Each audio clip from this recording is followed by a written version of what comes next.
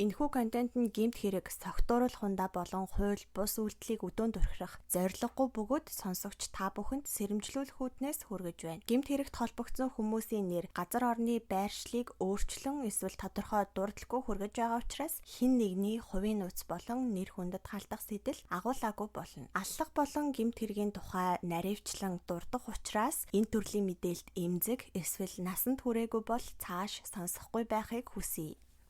Хэрвээ та манай подкастыг урд өмнө нь сонсож байсан бол хуучин суваг маань тодорхой шалтгааны улмаас болоод хаагдчихсан байгаа. Тийм болохоор энэ хүшийн сувагтаа subscribe дарж нэгдээрэй. Өмнө нь орж исэн дугаарууд болон шин хэрэгүүд хэн удахгүй ээлжлээд орох болно. Харин та урд өмнө сонсож байгаагүй бол одоо шууд ингээд хэрэг рүүгээ орцгоё. За сайн байцгаана уу манайхаа час өдөр подкастын дараагийн дугаарт тавтан байрал. За энэ дугаараар би саяхан 3 жилийн өмнө болсон хэргийн тухай ярих гэж байна. Энэ хэрэг бол нэлээд тийм намайг стресстүүлсэн хэрэг байсан. Хэрвээ та бүхэн санаж байгаа бол 2021 оны 3 дугаар сард COVID-19 гэд яг хөл хоройтой байх үед 4 хүүхдийн ээж нэгэн сайхан эмэгтэй нөхрийнхөө дарамтыг тэсэлгүй байрныхаа дээрээс үсэрч амиа хорлсон. Энэ хэргийн тухай би ярих гэж бодсон. Яг тухайн үед бид нар ч бүгд гэртээ байгаа л уцаа ухаал энэ хэрэг дээр ийм тийм гэл маш их комент хичээл шеэр хийгээл нилээ их сэвсэн. Тэгсэн мөртлөө энэ хэрэг яг яаж хийгдсэн тухай бараг хэн ч яриагүй. Ер нь л бид нар ямар ч гэмт хэрэг байсан, нийгмийн асуудал болсон 3 хоног сэвэл ингээ мартчихдаг болохоор би албаар энэ хэргийг ярих гэж бодож сонгож авсан. Хүнийг алах бол нэг өөртэй, алуулж байгаа хүн бол өөрөө тэр өөхөх сонголтыг хийдгүү штэ. Харин энэ хэрэг дээр бол өөрөө өөхөх сонголт хийтэл нь хүнийг хэцүү байдалд байлгасан бол үнэхээр аимшигтай санагдсан. Одоо хүнийг өөрөө үхий гэж бодтол нь сэтгэл санаагаар бас бие мах бодоор нь одоо тарчлаан заваасан болохоор энэ эмэгтэй юу мэдэрч ямар хэцүү байсан бол гэж бодхоос ч үнэхээр өрөвдөжсэн. Миний бодлоор энэ хэрэг бол ихнэрээ зодоод алчихсан гэдэг ч юм уу те, нэг тиймэрхүү хүн амны хэрэгээс ч илүү аимшигтай санагдсан. За ингээд цөмөрө хэрэг рүүгээ орцгоё. За энэ хэрэгтэн бол 1982 онд төрсөн 38 настай байсан. Бүрэн дүнд боловсралтай барилгын засал чимэглэлийн мэрэгжилтэй эрхэлсэн тодорхой ажилгүй ийм хүн юм байна. Харин хохирогч бүсгүй бол айлын том байсан. Доороо 2 эмэгтэй дүүтэй. Бүгд найрамдах хятад ард улсад бакалаврын зэрэг, санхүү эдийн засгийн их сургуульд магистрийн зэрэг хамгаалж исэн ийм боловсралтай. 2004 оноос хойшоогоо банкнд бараг 15 жил ажилласан. Бүр 5 албан тушаал хүртэл дэвшиж ажиллаж исэн ажил мэрэгжилтэй үнэхээр үнэн чудраг маш тууштай хүн байсан. Хохирогч бол хамт олонныхоо дунд нэр хүндтэй, ээжигээ ачилж, дүүнараа сурамжилж, хүүхдүүдтэй маш их хайртай, зүгээр л нэг энгийн нэг сайхан бүсгүй байсан. Хэрэгтэндээ 2016 оноос хойш хамтран амьдарсан. Тэр хүнтэй суухдаа л өөрөө 2 хүүтэй байсан. Тэгээ энэ хоёр суугаад 2017 онд дахиад нэг охинтой болсон. 2018 онд дахиад хүүтэй болсон. Ингээд 4 хүүхдийн ээж болсон. Баг хүүгээ гизэн байхад нь буюу 7 сартай жирэмсэн байхад нь 2018 оны 4-р сарын 27-ны өдөр хохирогчийг бол нэлийн амар зодсон. Тэр өдөр хохирогчийн дүн яг зодуулж явах үед нь гэрт нь ирж таараад цагдаагийн байгууллагад хандаж арга хэмжээ авахулсан. За тэр арга хэмжээ нь юу гэж одоо нөө бид нар ажилд ороход цагдаагийн тодорхойлолт авдаг да, өмнө нь ял эдэлжсэн нөө өнтер гэд нэг тийм тодорхойлолт байдаг штэ. Яг тийм тодорхойлолтын дээр ял эдэлжсэн гэсэн түүхтэй болсон. Бас ердөө 500,000 төгрөгөөр торгуулаад гараад ирсэн. За өмнө нь би хэлсэндээ хэрэгтэн бол өөрөө эрхэлсэн тодорхой ажилгүй хүн гэж хэлсэн штэ. Тэр торгуулийн 500,000 төгрөгөө бүр хохирогчоос нэгж жагаад аваад усад тушаасан байгаа. Ингээд дүү нь бол хэрэгтнийг цагтаад барьж өгчөөд ихчигээ аваад эмнэлэг явсан. Дүүгийнх нь хэлж байгаагаар бол тэр өдөр манай ихчийг бүр үнэхээр дэлбэртлэн зодчихсан байсан гэж хэлсэн. Төсөөлөд үзтээ 7 сартай жирэмсэн эмэгтэйг дэлбэртлэн зодно гэхээр яг ямар харагдах уу? Та бас дотроо бодоод үзээрэй. Үнэхээр зүрх шимширмээр надад санагдчихлаа. Үүнээс болоод 7 сартаада одоо хугацаанаас өмнө хүүхдээ төрүүлсэн юм байна. Тэгээ хүүхдээ төрүүлснийхаа дараагаар талигааж алдарт ихийн 2 дугаар удаа авах байсан. Тэгсэн яг одоо авахаас 3 хоногийн өмнө нь зодоод нүдийг нь хөхрүүлж гисэн. Тэгээ одонгоо гардаж авч чадаагүй гэж хэлсэн. Бас нэг удаа бүр 4-5 шүдийг нь унтлан зодсон байсан. За ингээд 2020 оны 3 сарын 25-ны өдөр дахиад хохирогчийг зодсон. Энэ үед бол хохирогч бүсгүүн том хүн аль хэдийн 15-наас хүрч гисэн байсан. Яалтчгүй ээжийг нь бүр өөрийнх нь нүдний өмнө зодоод байхаар нь үнэхээр тэсээгүй. Хэрэгтний өөдөөс ээжигээ хамгаалаад баг зэрэг маргалтахад хүүг ална гээд хоолойг нь боомлж аваад зодсон. Тэгээ зодох үедээ шаазан аяг тавг шидээд хүүгийн зүүн ташааг нь хүртэл зүсэж исэн юм байна. Тэр явдлаас хойш бол хохирогч эмэгтэй за ингээл болоо гэж шийдсэн. Өөрийгөө болон гэр бүлээ хамгаалах зорилгоор хэрэгтнийг гэрээсээ ингээд хөөгд явуулсан юм байна. Ингээ харахаараас нас орхоосоо уул нь бүхэл бүтэн 1 жилийн өмнө салсан. Тэгээ салчаад ижиж бүтэн жилийн турш энэ бүсгүйг зовоосоор байгаад бүр гарах гарцгүй болгоод амиа хорлоход хүргэсэн байгаа. За ингээд яг яаж дарамтлагдаг байсан тухайн ярилцъя. За эдний амьдардаг байсан гэр нь болохоор талигач бүсгүйгийн ээжийнх нь байр гэсэн. Тэгээ нэг өсөндөө сайхан гэр оронтой мундаг ажил төрөлтэй эмэгтэйгийн гэрт нь ирээд арзитлаад суучихсан юм байлээ. Тэгээ гэр орныг нь бушнуулаад маш их зүйл хулгайлж исэн. За арх ууж агсан цохтууд тавих бол зүгээр л наад захын энгийн асуудал. Гэрээс нь бүр юм хулгаалдаг, дээрээс нь бүр ээжий чи алаад энэ байрыг нь авна гэж хэлж дарамтлагдаг байсан юм байна. Нэг удаа хохирогчийн машиныг нь хүртэл хулгаалаад олон хоногоор алга болчихсон. Тэгээ эргээд ирэхдээ юу ч болоогүй юм шиг хөдөө авсан чинь машин чи эвдэрчлээ засуулах хэрэгтэй ингээд илдэг янзаар хэлж дарамтласаар агаад 7 сая төгрөгийг талигаачаас авсан. Тэгснээр машин юусоо засуулаагүй. Бүр тэр машиныг нь хөдөө усанд живүүлээд хайчихсан байсныг нь талигач өөрөө очиж авч ирээд дахиад өөрөөсөө мөнгө гаргаад засуулж исэн. Мөн 15 настай том хүүг нь орцонд явж байхад нь хутгалж ална гэж сүрдүүлж исэн. Бас нөгөө жирэмсэн үед нь зодсон штэ. Тэгтэн дүү нэрээ цагдаад барьж өгсөн гэсэндээ тэр дүүг нь таньдаг хүндээ хилээд захиалахаар алуулна гэсэн утга бүхий зүйл хийж дарамтлж исэн. 2020 онд гэрээс нь хөөгдөж явснаас хойш хохирогчийг амиа хорлсон тэр өдөр хүртэл бүхэл бүтэн жилийн турш өдөр бүр хамгийн багадаа 20 дээшигээ 60 удаа залгаж дарамтлагдаг байсан. За дарамтлахтаа танаахныг бүгдийг чинь сүрүүлнэ, гэрээ чинь шатаан, машин тэрэг лагерын байшин бүх юм чи үгүй ин гэж сүрдүүлээд ийм утгатай мессеж бас маш их явуулдаг байсан. Тэгээд талигач бол сүүлдээ тэр мессежнүүдийг нь уншихгүй шууд устгаад гар утсаа унтраадаг ч юм уу, эсвэл дугаарыг нь хүртэл блоклдог байсан юм бэлээ. Ганцхан хохирогч бүсгүүрөөч биш, хохирогчийн ээж, хоёр эмэгтэй дүүрүүнд хүртэл байнга залгаж дарамтлагдаг байсан. За талигаачийн ажлын газрын хүмүүсийнх нь хэлж байгаагаар талигач бараг ажил дээрээ сууж агаад уцаар нөхөртөөгөө яриад тасалж амжаагүй ахт нь нөхөр нь дахиад залгадаг байсан. Тэгэд уцаа унтраач харна байгууллагын дугаарлуу залгадаг. Тэгээ ажлынх нь хин нэг ингээ уцаа авна штэ. Тэнгүүт нь дарган найнуу, захирлан найнуу хин ч ясаа хамаагүй шууд хил амаар доромжлол манай эхнэртэй хурдан яриулайдах гээл загиндаг байсан. Тэгээ сүүлдээ талигаачийн ажлынх нь одоо энэ хэрэгтний дугаарыг нь бүр цээжилчихсэн байсан. Тэгээд залгангуут нь ерөөсөө ажлынхаа уцыг авахаа болчихсон. Тэгсэн чинь бүр банкных нь төв салбарлуу залгаад энэ газар уцаа авахгүй байна гэд гомдол мэдүүлчихсэн байсан. За нэг өдөр талигач ажлаа тараад гарч ирэхэд нь ажлынх нь гадаа хүлээж исэн юм байна. Тэгэхээр нь талигач зүхтаагаад зогсоол дээр байсан машинуудын араар орж явган сууж нуугдсан. Тэгээ босоод алхаад явах юм бол хараад хөөгөөд эхлэн гэж айгаад суугаа чигээрээ алхаад одоо нөгөө галуун цуваагаар явах гэдэгтэй. Тэгж явсаар агаад гэртээ ирсэн юм байна. Дахиад 2020 оны 8 дугаар сарын үед ажил дээр нь ирээд ажлынх нь хаалга үүдийг өшөглөөд талигачийг гараад дөр би чамааг ална гэлэн амар орилол бөө юм болсон. Ажлынх нь цагдаад өгсөн юм байна. За тэгээд нөгөө алан тал нь ингэн гэдэг амар үгнүүдээ хэлээд байнга мөнгө нэхэж авдаг байсан. Эмэг бүгч хамаг юм ин бараг чихнээс нь мулт татаад аваад ламбард нь тавьчихдаг байсан. Бүр талигаачийг жирэмсэн гэртээ сууж яхад нь хүртэл ерөөсөө ажил хийж байгаагүй. Тэгээ бүр талигаачийг загнаад надад мөнгө олж өг гээд талигаачийг найз нар руу залгуулад 10, 20, 50 мянган төгрөг гуйлгаж ахуулаад тэрүүгээр нь арх тамхи авч хэрэгэлдэг байсан. Тэгээ энэ дарамт айлган сүрдүүлэлт нь хэрээс хитэржсэн учраас талигаачийн дүүнд ярианы бичлэг, мессеж, скриншот, зурагнууд гээд зөндөө олон нотлох баримт бүрдүүлж агаад цагдаагийн байгууллагт яг хандгаж яхад нь ковид гээд хөл хорой тогтоогоод гэрээсээ гарах боломжгүй болчихсон. Харамсалтай нь яг энэ үед талигаач амиа хорлсон. За талигаачийг амиа хорлсон өдөр буюу 2021 оны 3 сарын 19-ний өдөр 12 цагийн орчимд талигаач гэрээсээ гараад нилээн утгаар нь хүүн араас нь гарсан. Тэгээ байрныхаа урд хөл хоройг хянжсэн цагдаа дээр очиод ээжийг асуусан чинь мэдгүй байсан. Тэгээ хажуудлахын байр руу харсан чинь хид хідэн хүмүүс бөөгнөрөөд дээшээ хараад зогсоод ахаар нь хүүн яарад гүгээд очсон. Энэ үед тэнд байсан хүмүүс дээвэр дээр хүн байгааг хараад доороос нь буцаа цаашаа буугаарай хөөй болооч буцаад орооч гэд орилолцожсэн. Тэгэхээр нөхөө байшингийн дээвэр рүү харсан чинь сайн харагдаагүй. Гэтэ манай ээж байж магадгүй гэж бодсон. Тэгээ хүн тэнд байсан сүүхийн ажилдаа ахаар орцны хаалгыг онгойлгуулад лифтэн цугаад байрны хамгийн дээд давхарт нь гарсан. Дээд давхарт нь гарахад байрны дээвэр рүү гардаг жижигхэн цонх байсан. Тэр цонхоор нь дээвэр рүү гарсан юм байна. Тэгэд хүүг яг дээвэр дээр гарч ирэх тэр агшинд ээж нь цаашаа харж зогсож байгаад шууд доош өсөрсөн.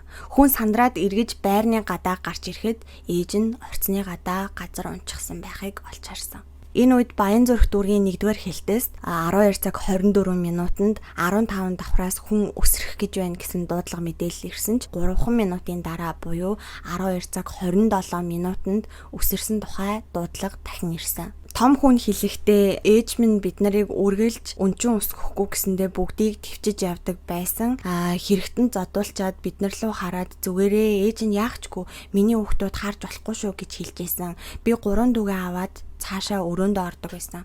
Одоо хүртэл дүүнэрийн минь уйлж байгаа болон ээжийн минь өрөвдөлтэй харж байгаа харт байнга харагддаг гэж хэлсэн. Талигаач бас гэрээслэл бичсэн байсан. Тухайн гэрээслэлийг нь би та бүхэнд уншиж өгье. Миний би тэр овогтой тэр 1982 оны 7 сарын 27-ны өдөр төрсөн 2021 оны 3 дугаар сарын 9-нд амиа орлох шийдвэр гаргасан. Миний дөрөв сайхан үр болон ажил мэргэжил минь уучлаарай. Хайрт ээж минь уучлаарай. Таны минь хугарч нугаршгүй тэмцэж бүтээсэн биеийн сөхөрч унлаа. 4 хүүхдээ танд үлдээлээ. Нөхрийн хоёрыг өөрт нөгөн үз. Нөхрийн энэ их дарамтыг би үрж дийлшгүй. Том хүүгийн сургалтын төлбөр 1.6 сая төгрөг дутуу байгаа. Үрс минь уучлаарай. Ээж минь уучлаарай. Сайхан дүүнер минь уучлаарай. Намайг таньдаг бүхэн минь уучлаарай. За гэрээсэлтэй бол ингэж бичсэн байсан. Талигаач энэ гэрээслээ биччихсэн байхад нь түүний хүүн мэдээд ээжийнхээ 2 дүүт хэлсэн. 2 дүү нэгчийн ажил дээр явж очиод уулзаж ярилцаад яг ямар учраас гэрээсэл бичсэн талаар нь асуугаад өөрийнхөө төлөө, гэр бүлийнхээ төлөө, өөр хүүхдүүдийнхээ төлөө төвчээртэй байгаарэ. Цагдаагийн байгууллах цөмөрө хандья гэд ярилцсан. Тэгэхэд талигаач бол би гэрээсэл бичээд нөхөртөө үзүүлэх юм бол айгаад бид нарыг дарамтлага болох байх гэж бодсон гэж хэлж ирсэн юм байна. За ингээд энэ муухай паразит нөхөрт нь шүүхээс эрүүгийн хууль тусгай ангийн 14-р зүйлийн 1 дэх хэсэгт зааснаар гэр бүлийн харилцааны улмаас эрхшээлтэй байгаа хүнийг байнга доромжилсон, зодсон, тамлан зовоосон, айлган сүрдүүлсний улмаас амиа хорлоход гарцаагүй хүргэсэн гин буруутайд тооцоод 6 жилийн хугацаагаар хорих ял оногдуулахар шийдвэрлсэн. 6 жилтэй. Уул нь бол яг энэ хуулийн заалтан дээр нь хүнийг амиа хорлоход хүргэсэн хүнд 2-8 жилийн ял оногдгийн байлээ. Тэгэд яагаад 8 биш 6-г оноосын гэсэн чинь 3 шалтгаан байсан.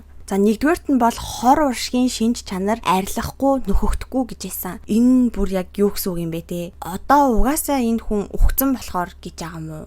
Бүр үнэхээр миний тарих бол энийг ойлгож хүрээгүй. За 2 дахь шалтгаан нь болохоор 4 хүүхэд өнчирч үлдсэн байдал гэж хэлсэн. Энэ паразит амтан бол угаасаа хоригдоод гарч ирсэн ч гэсэн хүүхдэдээ хизээж асрахгүй нь ойлгомжтой. За сүүлийнх нь бүр амар тэнэг бүр үнэхээр гайхмаар шалтгаан байсан. За энэ нь болохоор шүүгдэгчийн хэрэг хянан шийдвэрлэх ажиллагаанд оролцож байгаа харилцаа хандлага, биеийн хилэмж, хувийн байдлыг нь харгалзаж үтсэн гэж байгаа. Юу вэ те? Хүн сүрдүүлэхдээ алан талан шатаан яасан ийсэн гэж амар дарамталж ингэжсэн аа. Шүүхтэр очингуудаа амар сайхан ааштай. Бүхнийг ойлгоод бүх хэрэгийг хүлээгээл зүгээр л